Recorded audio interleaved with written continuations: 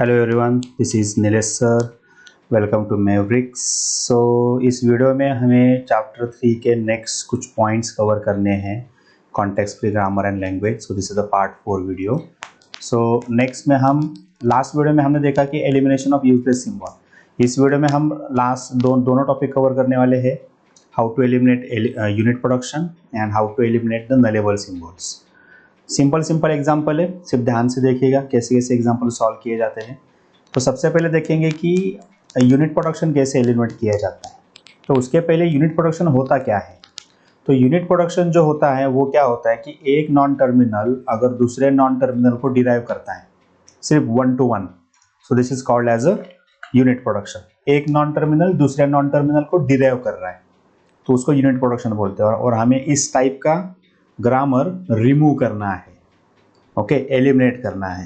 तो सिंपल है, मतलब हमें फाइंड करने में जितनी दिक्कत होगी नहीं, क्योंकि एक नॉन टर्मिनल कहाँ पे भी डिराइव करते हुए दूसरे नॉन टर्मिनल को देखा, उसके साथ कोई भी कॉम्बिनेशन नहीं चाहिए, कोई टर्मिनल भी नहीं चाहिए या फिर कोई दूसरा नॉन टर्मिनल भी नहीं चाहिए, तो उसको हम यूनिट प्रोडक्शन बोलते हैं। ओके, चलो एग्जाम्पल देख लेते हैं कि उसको एलिमिनेट कैसे करें। तो हम जाएंगे डायरेक्टली कैनवास में। तो कैनवास में हम एक एग्जाम्पल देखेंगे like elimination of a unit production. एक ग्रामर लेते हैं यहाँ पे कि E tends to E plus T, T T tends to T star F, F F tends to opening bracket E closing bracket I D. तो alternate है ना, alternate के लेफ्ट साइड में एक पूरी स्ट्रिंग होती है, मतलब ग्रामर का वो कॉम्बिनेशन होता है। राइट साइड में एक लेफ्ट राइट। तो अगर हम इसमें देखेंगे ना तो आप बोलोगे कि एक नॉन टर्मिनल को कैसे डिराइव करेगा। तो सारे अल्टरनेटिव में आपको कहाँ पे भी एक भी दिखे तो उसको यूनिट प्रोडक्शन बोलेंगे। जैसे कि ई टेंस टू टी, देखो एक नॉन टर्मिनल को डिराइव कर रहा है तो ये यूनिट प्रोडक्शन है। यहाँ पे भी T tends to F, F tends to I और डी, ये टर्मिनल है, हमें नॉन टर्मिनल को देखना है, ठीक है। ओपनिंग ब्रैकेट भी एक टर्मिनल का ही पार्ट है, तो ये कैपिटल ई के साथ टर्मिनल भी है, तो ये नहीं हो सकता। तो ये दो जगह पे हमें यूनिट प्रोडक्शन है, ये हमें निकालना है। तो सबसे पहले उसको सॉल्यूशन में क्या क्या चाहिए, तो सबसे पहले हम इसको क्या करेंगे, डिवाइड करेंगे कि यूनिट प्रोडक्शन कौन कौन से है और नॉन यूनिट प्रोडक्शन कौन कौन से है, ठीक है। सो इसको हम ऐसे टेबल फॉर्मेट में भी लिख सकते हैं कि for the above grammar following are the unit production and non unit production. तो जो नॉन यूनिट है ना उसको तो हमें रखना ही है, बट यूनिट को निकाल के हमें नए प्रोडक्शन बनाने हैं, तो वो कैसे बनाने हैं वही देखना है। तो यहाँ पे E tends to E plus T, ये नॉन यूनिट है। T tends to T star F और एफ के दोनों बी, तो ये तीन हो गए आपके नॉन यूनिट। तो ये यूनिट ये है E tends to T and T tends to F, तो ये जो दो है वो यूनिट प्रोडक्शन है, तो हमें ये दोनों को निकालना है। तो निकालने के लिए हमें डायरेक्टली रिप्लेसमेंट रूल यूज करना है कि जो ये सिंगल टी है और ये जो सिंगल एफ है, इसको निकाल के हमें टी का प्रोडक्शन इसमें डाल देना है, एफ को निकाल के एफ का प्रोडक्शन डाल देना है। सिंपल रिप्लेसमेंट रूल है, ज़्यादा दिमाग लगाने की जरूरत नहीं। फिर ये चला जाएगा, उसके जगह पे उसका ग्रामर आ जाएगा, दैट्स इट। सो यहाँ पे लिख देंगे applying replacement rule for unit production. Okay, तो एक एक ले लेंगे। तो सबसे पहले हम ले लेंगे टी टेंस टू एफ ले लेते हैं, टी टेंस टू एफ, और उसको हम रिप्लेस करेंगे टी टेंस टू, इधर लिख दो रिप्लेस बाय एफ के जगह पे हमें एफ का ये वाला नॉन यूनिट प्रोडक्शन डाल देना है। ओके, और टी का जो दूसरा है ना वो भी आपको रखना ही है, उसको भी आपको वैसे ही रखना है, उसको कुछ भी नहीं करना है। तो इस तरीके से टी का ये रिप्लेस किया हमने। ओके, तो देयरफॉर यहाँ पे लिखना है therefore new production T equal to, तो टी का पहला टी स्टार एफ लिख दिया हमने, और जो नया जो आया ना वो भी लिखना, तो ये हो गया टी का नया प्रोडक्शन। तो दूसरा जो है वो है ई टेंस टू टी, उसको भी हमें रिप्लेस करना है रिप्लेस बाय टी, टी का जो नया प्रोडक्शन आया उसको डायरेक्टली ई के साथ रिप्लेस करो, तो ई क्या आएगा, ये टी स्टार एफ और आईडी, और ई का जो पुराना था देयरफॉर न्यू प्रोडक्शन, ई का जो पुराना था ये ई प्लस टी वो भी रखना है हमें, और जो अभी नया आया है वो भी यूज करना है। ओके, तो इस तरीके से हम यहाँ पे लिख सकते हैं कि G equal to V T P S. Okay, और V में आपको लिखना है ई टी एफ, टी में आपको टर्मिनल लिखने हैं सारे, plus star opening closing and ID. P में हमें प्रोडक्शन लिखना है, तो ई का ये जो हमें नया मिला प्रोडक्शन ये वाला वो, और टी का ये नया वाला प्रोडक्शन, तो ई में E tends to E plus T, T star F opening E closing ID, then T में T star F opening E closing ID, और एफ में तो यूनिट था ही नहीं तो ये एज इट इज रहेगा। तो ये हो गया प्रोडक्शन और स्टार्टिंग सिंबल है हमारा E. So therefore G is a grammar having no unit production। इधर लिख दो G is a grammar having no unit production, that's it। इस तरीके से सॉल्व करना। अगर ये सेपरेट आता है 5 मार्क या 2 मार्क के लिए तो ऐसा थोड़ा सा स्टेप बाय स्टेप एक्सपांड करके लिख दो, ज़्यादा टाइम नहीं जाएगा। ओके, चलो और एक एग्जांपल देख लेते हैं।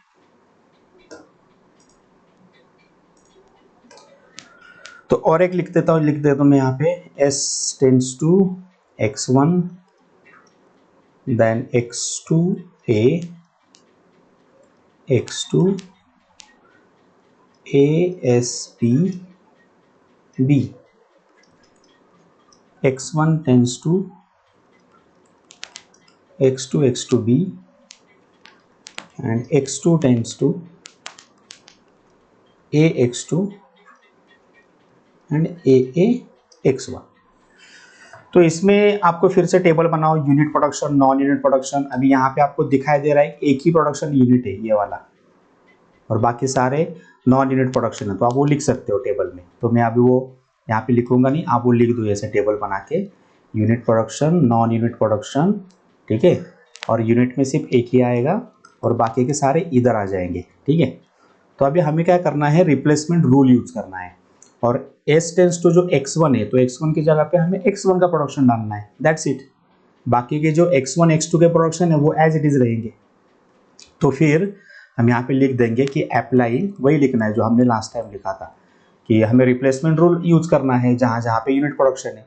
तो S tends to x1, okay, replace by क्या आएगा, x1 क्या है आपका x2 b, so therefore the new production is S tends to, तो पुराने भी आपको यूज करने हैं, या आप लास्ट में भी लिख सकते हो फर्स्ट में भी लिख सकते हो, अल्टरनेट में कोई रूल नहीं होता, पहला दूसरा लास्ट कुछ नहीं, आप इसको फर्स्ट में लास्ट में कहाँ पे भी लिख दो, और बाकी के जो है यहाँ पे दिख रहे हैं रिमेनिंग्स वो हम यहाँ पे लिख देंगे x2 a x2,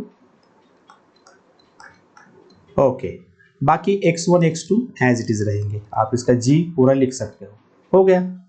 इस ग्रामर में कोई यूनिट प्रोडक्शन है नहीं, वैसे सिंपल है, आपको सिर्फ क्या करना है, उस नॉन टर्मिनल को उसके प्रोडक्शन के साथ रिप्लेस करते जाना है, और फाइनल ग्रामर में कहाँ पे भी अकेला नॉन टर्मिनल राइट साइड पे नहीं चाहिए। This is the simple rule. Okay, और एक एग्जांपल देख लेते हैं। S टेंस टू S001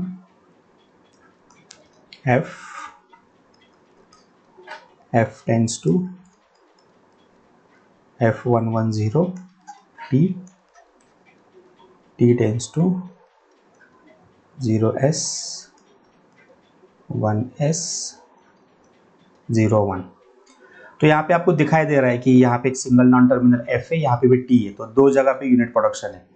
तो आप फिर से टेबल बनाओ, टेबल में यहाँ पे unit production non unit production, unit production में दो आएंगे, S tends to F, F tends to T, और यहाँ पे बाकी क्या आ जाएंगे, S tends to S 001, F tends to F 110, T के 0s 1s 01।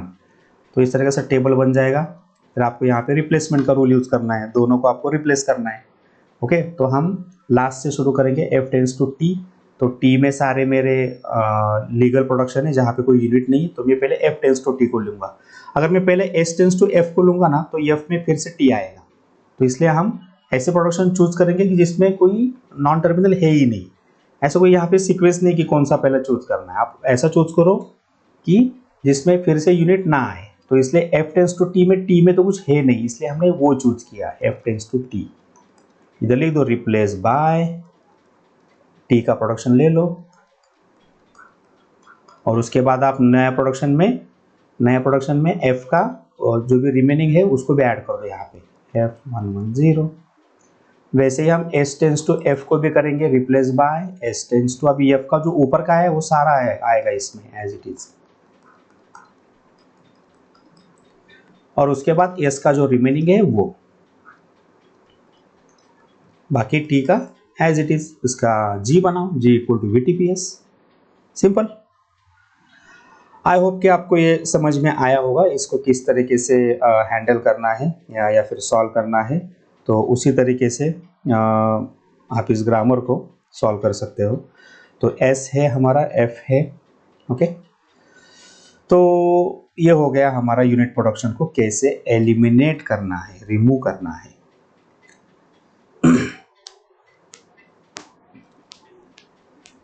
Okay,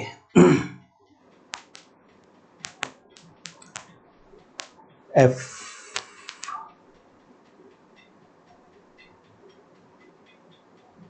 okay fine. तो अभी जाएंगे हम नेक्स्ट एग्जांपल में। नेक्स्ट हम देखेंगे कि एप्सिलॉन प्रोडक्शन कैसे रिमूव करना है, ठीक है। चलो जाते हैं, एलिमिनेशन ऑफ एप्सिलॉन और नल प्रोडक्शन। एप्सिलॉन और नल प्रोडक्शन, जिस प्रोडक्शन में डायरेक्ट एप्सिलॉन है, like non terminal tends to epsilon, उसको एप्सिलॉन प्रोडक्शन बोलेंगे। ओके, तो हमें एप्सिलॉन निकालना है, तो एप्सिलॉन कैसे निकाले, ओके, वही देखेंगे कुछ एग्जांपल के हिसाब से।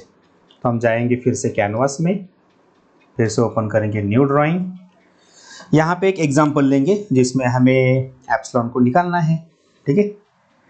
तो सबसे पहले यहाँ पे एक एग्जांपल ले लेते हैं कि S tends to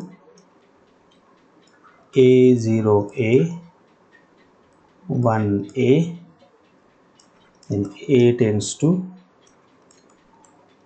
A0A A1A epsilon. तो इसमें एप्सिलॉन है, तो हमें एप्सिलॉन निकालना है। तो इस एग्जांपल को दो स्टेप में सॉल्व किया जाएगा। पहली स्टेप कि हमें इसमें नलेबल सिंबल फाइंड करनी है, और दूसरे स्टेप में हमें नलेबल सिंबल को रिप्लेस करना है। तो नलेबल सिंबल आपको दो टाइप में फाइंड किए जाते हैं, एक डायरेक्ट और एक इनडायरेक्ट। डायरेक्ट मीन्स कैसे है कि जो डायरेक्ट एप्सिलॉन को डिराइव करेगा। तो यहाँ पे लिखता हूँ मैं फाइंडिंग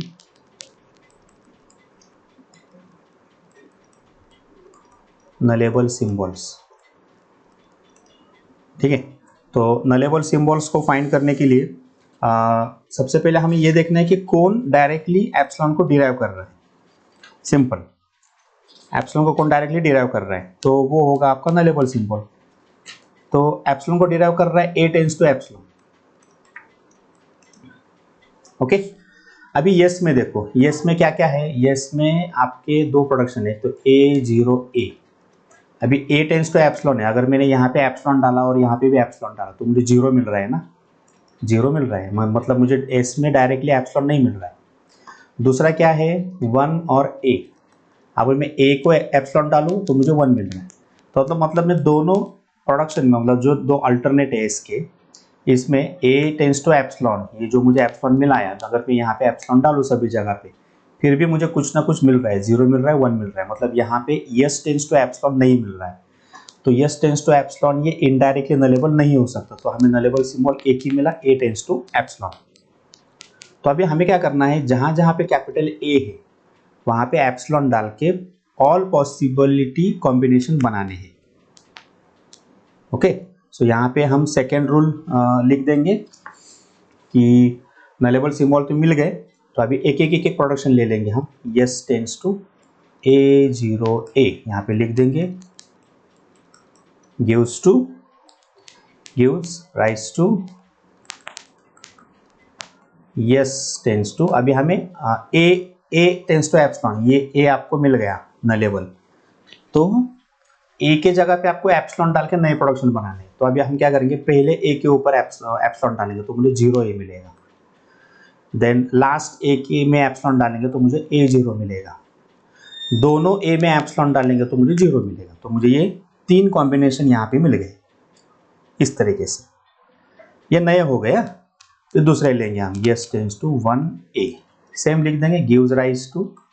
अभी ए ऑलरेडी आपको नलेबल मिल रहा है, तो ए में एप्सिलॉन डालेंगे तो मुझे 1 मिलेगा, ठीक है। ए का प्रोडक्शन लेंगे, A tends to A0A, okay, gives rise to.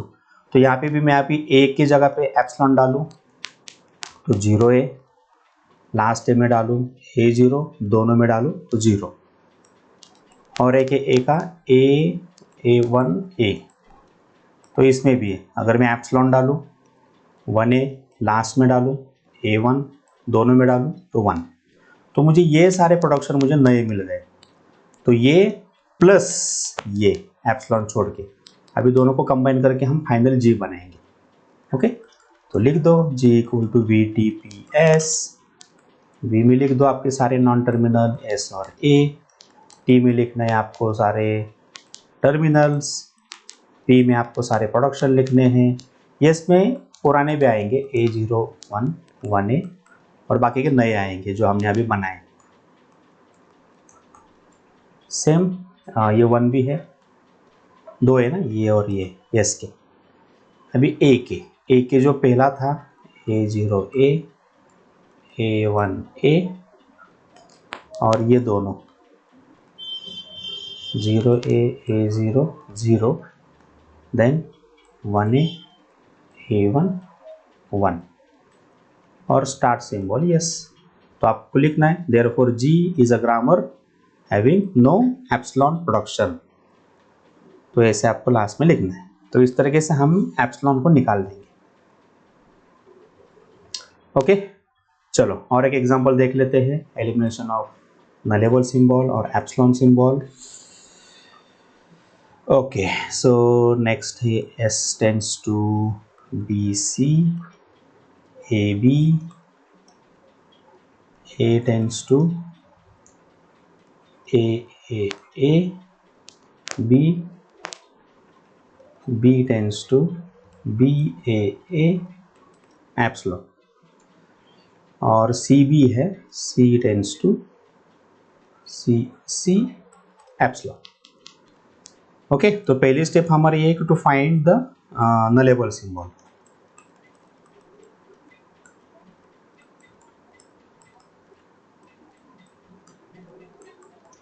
Nullable symbol find करने के लिए डायरेक्ट जो डिराइव कर रहे हैं वो तो 2 है, B और C।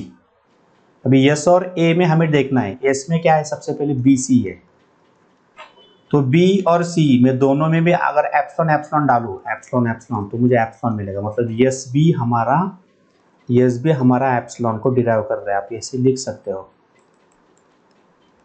तो यस भी हमारा नलेबल हो गया। देन यस में ए बी है, तो ए तो नहीं है, बी में अगर एप्सिलॉन डाल तो ए मिलेगा, तो यहाँ पे नहीं आएगा।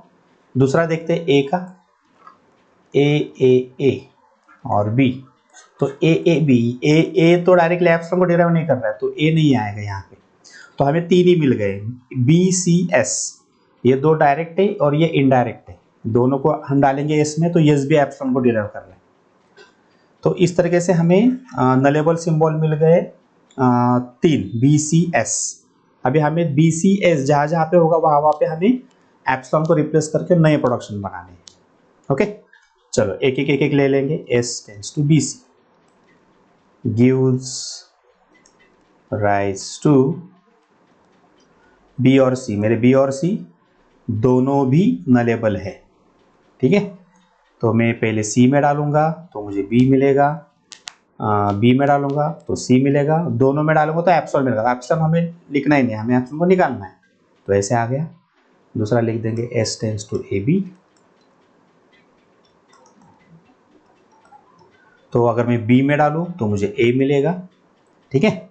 ए में डालने की जरूरत नहीं क्योंकि ए नलेबल है ही नहीं, देखो नलेबल सिंबल ए नहीं है, सिर्फ बी सी एस है, तो हमें ए में नहीं डालना है, सिर्फ बी में डालना है।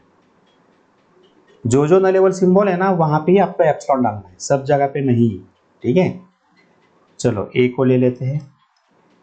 ए का ये एज इट इज रहेगा क्योंकि एक तो नलेबल है ही नहीं, तो इसमें कुछ आएगा नहीं नया, ये एज इट इज पुराना जो है वही रहेगा। बी को ले लेते हैं, ये निकाल दीजिए। बी को ले लेते हैं, बी का क्या है, बी ए, वो भी एज इट इज ही रहेगा क्योंकि ए नलेबल है ही नहीं। सी में देखते हैं क्या है, सी, तो सी है आपका नलेबल, तो कैपिटल सी में अगर मैं डालूँ तो मुझे स्मॉल सी मिलेगा। तो इस हिसाब से मुझे ग्रामर जो मिलेगा G equal to V T P S, उसमें सिर्फ मैं प्रोडक्शन लिखता हूँ पी, आप बाकी का लिख सकते हो। तो ये जो नए मिले वो प्लस पुराना तो आपको सब कुछ लिखना ही, मैं पहले पुराने लिख लेता हूँ सारी, B C A B epsilon छोड़ के। और एक जो भी आएगा ना वो डबल नहीं लिखना है आपको, एक प्रोडक्शन एक ही बार लिखना है। ओके, अभी यस में नए को क्या क्या मिले हमें, बी और सी मिल गए यहाँ पे, बी सी, इसमें और एक मिल गया ए, ठीक है। ए में कुछ नया मिला ही नहीं, ओके। बी में भी कुछ नया मिला नहीं क्योंकि ये ए है ना, ए तो अवेलेबल था ही नहीं, और सी में हमें एक नया मिल गया स्मॉल सी।